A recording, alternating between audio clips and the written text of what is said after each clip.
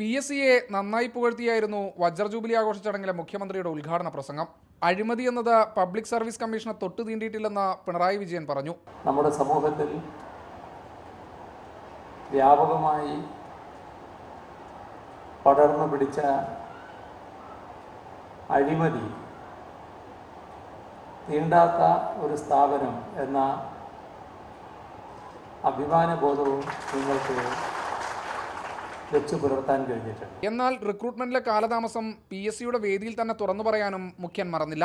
Recruitment ബോർഡിന്റെ കാര്യശേഷിയും വേഗതയും കൂട്ടണമെന്നായിരുന്നു മുഖ്യമന്ത്രിയുടെ അഭിപ്രായം.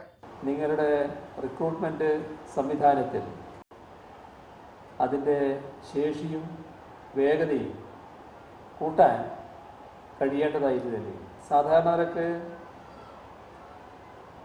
ഇൻ്റർവ്യൂ കഴിഞ്ഞ് ആളുകളെ തിരഞ്ഞെടുക്കുന്നതിലൊക്കെയുള്ള കാലതാമസം ഇപ്പോഴും നിങ്ങളുടെ നേർക്ക് ഉയരുന്നുണ്ട് എന്നത് നിങ്ങൾ മനസ്സിലാക്കേണ്ടതായിട്ടുണ്ട്. മന്ത്രി Kadakampally Surendran, PSC chairman advocate MK Sakeer, mayor VK Prasanth എന്നിവരും ചടങ്ങിൽ പങ്കെടുത്തു.